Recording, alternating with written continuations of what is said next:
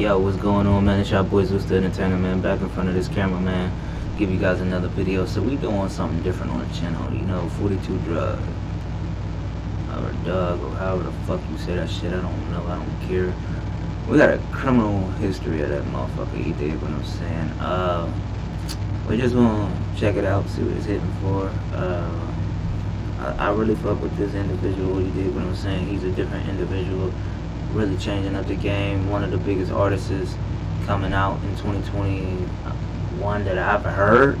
You dig what I'm saying? I don't know how long he's been rapping, but I'm just saying for 2021 for myself, he's one of the biggest artists that I've heard, and he's bringing a fucking different type of sound and also really doing his motherfucking thing. So with that said, we're gonna hop into this motherfucker and check it out and see what it's hitting for. Let's go.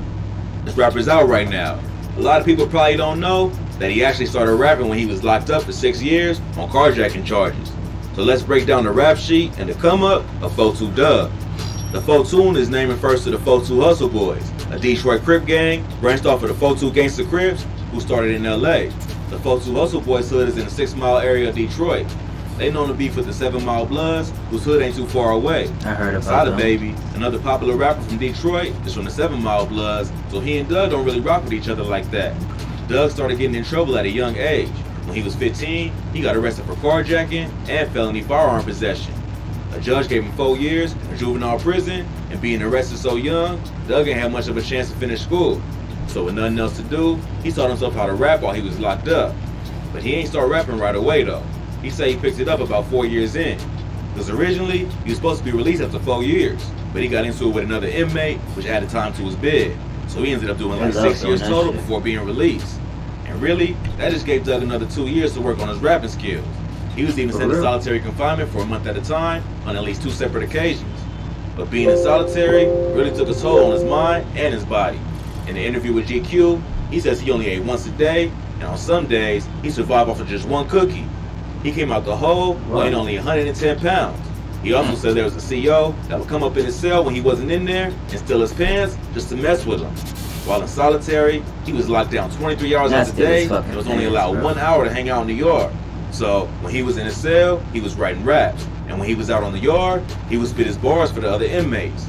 One of his close homies, a dude named Lou, was also in solitary with him, but in a different cell. Dugg first showed him his raps, and Lou told him to spit them for the dudes in the yard. Dugg says his early raps wasn't really all that good, but he still got a positive reaction from the other inmates, which kept him pushing.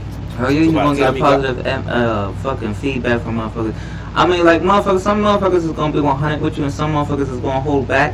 But the ones that's really gonna be 100 with you and tell you the motherfucking truth, it's gonna be shit that you need to motherfucking hear. You dig what I'm saying? To better yourself. So there was some smart shit that he motherfucking did. You dig what I'm saying? And look where he at now.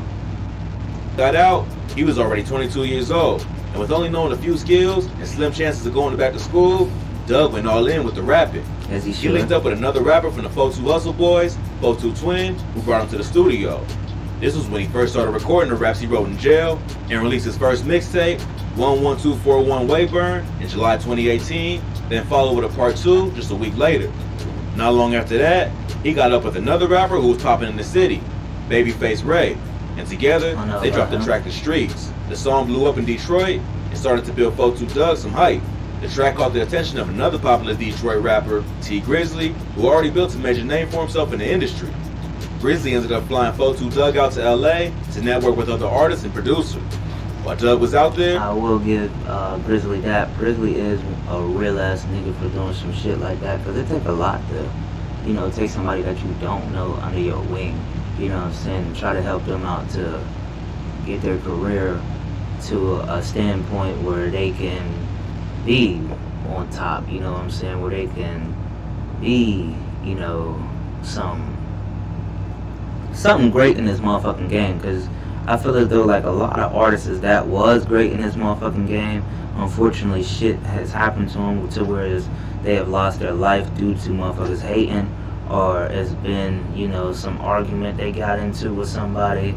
And, you know, motherfuckers can't just pick up they fucking dukes and fight like men no more. So they always gotta pick up motherfucking guns, and, you know, what happens from there, you dig what I'm saying? But I will commend T Grizzly for doing some real shit like that. That was definitely a real nigga move. He ended up bumping into Lil Baby, and they instantly became friends. According to Dugg, he and Baby met during a dice game. In an interview with Billboard, Dugg even admitted that Baby broke him for a lot of bread. But Dugg ain't even take it personally. Then, one day, Dugg called Baby, and Baby and his people was playing Dugg's music and rapping the words to his songs. Baby told Dugg to come out to Atlanta to work on some music, and they ended up recording a few tracks together. 2 of those tracks, Grace and We Paid, made it to Lil Baby's 2017 album, My Turn. This collaboration gave Dugg way more attention from mainstream fans, and this is when his career really started taking off. And I gotta commend Lil Baby for that shit too. Like, bro, like, really, when you do shit like that, bro, you're really, like, motherfuckers don't really think about it, but you're really helping a motherfucker out, and you're really, you know, putting them motherfuckers on the map. Like, bro, if it wasn't for him getting involved with them 2 individuals, bro, he would probably still be in a small starting point. You dig what I'm saying? Like, when you really starting out and you really trying, you know, to get somewhere in motherfucking life, you dig, a lot of shit don't always go your motherfucking way, but a real motherfucker that really want the shit is not gonna give up. You dig what I'm saying? A real motherfucker that really want to get somewhere positive in life and stop living through poverty and all of that bullshit, they going forever, you know, do something to where it's that they, you know, they good. They ain't gotta worry about shit, you dig? So that was some real good, like, good shit. So big ups to that motherfucker for doing that shit for that nigga, for real. This collab also grabbed Yo Gotti's attention. Lil Baby was the one who turned Gotti on to Dugg's music, and the Memphis rap legend felt like he had real potential. Dugg said that Yo Gotti, as well as Young Jeezy, was his biggest inspirations as rappers. So getting a co-sign from one of his rap idols was a major achievement for him. So Dugg would later sign a joint deal with Yo Gotti's CMG label, and also Lil Baby's 4PF label. So 4-2 Dugg's career was turning up. Damn, he signed to 2 labels? What the hell? I thought you could only sign to 1. What the fuck? And it seemed like he was well on his way to becoming rap's next big star. But even after he was starting to blow up, he still had that same street mentality that kept getting him in trouble with the law. On March 10, 2020, Dugg got hit with a federal firearm. Just because motherfuckers get money, that don't mean that the fucking street mentality is gonna leave their fucking life forever, nigga. They still gotta be on fucking guard, and they still gotta be on bullshit at all times. The fuck? Firearm charge after being seen at a gun range shooting a pistol. In November 2019, Dugg went to Stoddard's Range and Guns in Atlanta with 2 of his. I will say this too. I understand it's like if you got papers on you to where you can't be around no firearms and shit like that. I understand that shit, but nigga, he's not using a fucking firearm to go and fucking kill nobody at that fucking moment. He's just using a fucking firearm in a fucking gun range. Like, bro, sometimes these fucking laws that they fucking put down and shit don't really fucking make sense to me. And that's just the fucking me, bro. I mean, he's using a fucking gun in a fucking gun range, bro. He's not in there trying to hurt nobody. The fuck? Now, I can't speak on what the fuck he trying to do, what the fuck he gonna do with that motherfucking gun outside of the motherfucking gun range or whatever. But I'm speaking of right now, nigga, in the gun range, he's not doing no shit like that. But a lot of times, though, these motherfuckers be self-snitching on themselves because these young niggas, they always gotta feel as though that they gotta put something on the internet. Everything is not for the fucking internet, though. A lot of shit is not for the internet, but we're gonna continue on with the fucking video. I'm trying to keep it on the positive note. Homies. He ain't purchased any weapons, but surveillance footage got him holding, loading, and firing a 9mm pistol. Since he a convicted felon, Dugg ain't allowed to touch any guns as a condition of his parole. Now, even though he never left the range with a... Okay, so yeah, you're not allowed to touch any guns, but that's where it comes in on my end, where I feel as though that's fucking bullshit, bro. That's really fucking bullshit. I mean, yeah, you got in trouble, you got felony charges and all of that bullshit, but bro, come on, bro. You should be allowed to just go to a fucking gun range and shoot a fucking gun, bro. That didn't mean that he was going to purchase one or buy one for himself, bro. I mean, you clearly just heard the motherfucker say he didn't purchase any or anything like that. He was just on a surveillance camera, like. Gun or even fire at anyone is still a violation of his parole to even hold the weapon in his hand. Fuck that parole. Dugg was arrested in March 2020 after the ATF got an anonymous tip that the rapper had broken his parole. Police reviewed the footage from the gun range and confirmed it was Dugg with a 9mm, and a warrant was issued for his arrest. I'll be honest with you, it had to be an individual that fucking snitched on them inside of the motherfucking gun range, because how the fuck did they even find that shit out? The fuck? But he must have been a big enough star or some shit. And there's a lot of motherfuckers that try to do sick motherfucking shit too. Let's be real. He was arrested in Detroit, but was supposed to be sent to Atlanta to stand trial. During his arrest, police also took a cell phone, which prosecutors say had pictures of semi-automatic. I'll tell you the truth, that motherfucking stadium is one beautiful motherfucking stadium. I don't know if any of my subscribers ever been to the Detroit stadium, but boy, that's a beautiful fucking stadium, and I gotta give it to them. To be able to shoot a fucking video in your hometown in the stadium, bro, that's saying some shit. Like, bro, that's dope as fuck, bro. That's really dope as fuck, bro. Weapons and bricks of marijuana. They also found text messages where Dugg allegedly threatened to kill someone, and there was also details about a gray Dodge Challenger that was towed from his crib after being sprayed up with bullets. Authorities also say that while he was in jail, he made a suspicious phone call where he told someone to clean his room. Prosecutors claim the photos on his phone prove that he had guns stashed under his mattress and was telling another person to get rid of them. But all this evidence is really just speculation, and they ain't catch up with no guns or drugs, other than the one in the surveillance footage. I swear to God, the police, bro, they be so motherfucking into a lot of shit that motherfuckers really don't be knowing what these motherfuckers be into. Like, a lot of times, these fucking police officers, and I can only speak for my city, these motherfuckers be in fucking regular vans.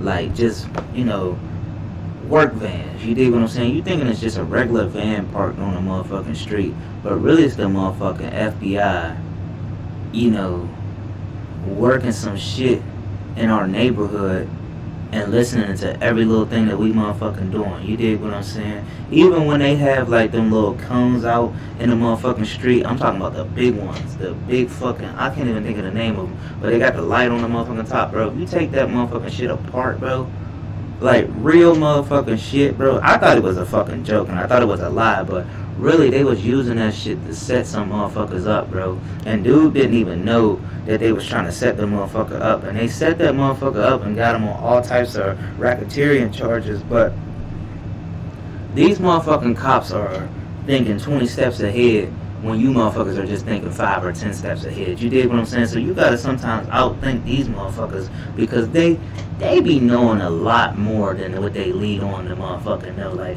the police, a lot of times, they play fucking stupid, but they know shit, because they got motherfucking dickheads that's all around, that's good with fucking computers, know a back and end of the motherfucking computer, and can do some real weird shit.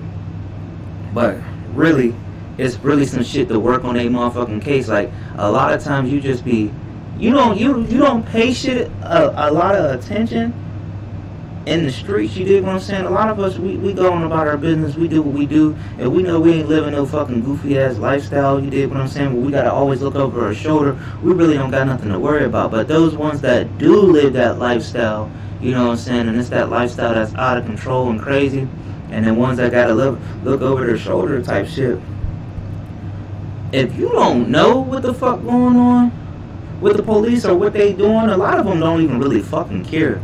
They worrying about what the fuck they got going on, and if they ain't get caught yet, they ain't worried about it. But really, you gotta really like pay attention to a lot of shit, because they some smart motherfuckers, like really some smart individuals, bro. So the judge let him post a $10,000 bond on 3 conditions. He had to wear a GPS ankle monitor, avoid firearms, and also leave Detroit to stay with his girlfriend in Macomb County. But man, Dugg wouldn't be out on the streets for long. He got arrested again after fleeing from police during a minor traffic stop. On June 5, 2020, police tried to pull over a Chevy Tahoe that was driving through the suburbs of Detroit. At first, the Tahoe pulled over once police flashed their lights. But then, as police approached, it took off and made a quick getaway. Police couldn't catch up, but they was able to run the plates. And when they ran the plates, they found out it was actually a rental car that was registered to a club promoter. After doing a little bit of research, the police discovered that folks who Dugg was one of the promoter's main clients. From there, they used surveillance footage from around the area to determine that folks who Dugg was the one driving when they tried to pull him over. See what I'm saying? I'm gonna let the surveillance cameras, them motherfucking things be helping the police out so much. You dig what I'm saying? If them surveillance cameras wasn't around or they wasn't working, bro, the police wouldn't have really no fucking evidence on you. But being as, you know, they always rely on a camera, or they rely on a he said, she said type of person, bro, they're always one up. Like, real shit, they're always fucking one up. Like, God fucking leave. He was able to escape and got away with it for 2 whole months. But in August of 2020, Dugg got arrested in Oakland County, Michigan, and charged with fleeing a police officer, which is a 3rd-degree felony. He was released on a $20,000 bond, but again, he was required to wear an ankle monitor as part of his release. So what the fuck y'all gonna do? Y'all gonna put one ankle monitor on one side and one ankle monitor on the other side? The fuck? He's already on a fucking ankle monitor. if he's convicted, he faces up to 5 years in prison, a $1,000 fine, and he'll get his driver's license suspended. So even though Dugg's had a few blessings in... I mean, let's be real, the nigga's fucking rich. Is that really gonna hurt him? I mean, yeah, the 5 years is gonna motherfucking hurt. That's 5 years of your life being in a fucking prison cell with a motherfucker telling you what time to wake up and what time to go to fuck to sleep. Let's be fucking real on that type of shit. And then you gotta really be a type of nigga that watch over your fucking shoulder, because there's a lot of niggas in that fucking jail that's gonna try you all types of shit. But also, like, if they broke off like the jail time, I mean, bro, it really don't matter about the driving part, because at the end of the day, that nigga got money. He can have somebody fucking drive for him. Let's be real. In his career, he's also had a few setbacks as well, but he ain't letting that stop his hustle. In April 2021, he dropped a track for The Game featuring Roddy Ricch, which peaked at number 67 on the Billboard Hot 100. Right before the song dropped, Dugg and Roddy was filming the video at a scrapyard in Atlanta. During the shoot, someone started letting off shots, leaving 2 men wounded. Dugg and Roddy ain't get hit, but I just be honest with you. He said that they did a fucking video in a scrapyard. How the fuck did they know that they was in that fucking scrapyard? A lot of shit don't be adding up. It be a lot of the niggas that you think is your homeboys that be around, motherfucker, and they be backdooring their own people, bro. They be trying to fuck around and get their own niggas caught up, bro. I don't give a fuck what nobody say, cause nigga, you in a scrapyard. Who the fuck is gonna think to go to a fucking scrapyard just to try to kill 2 niggas?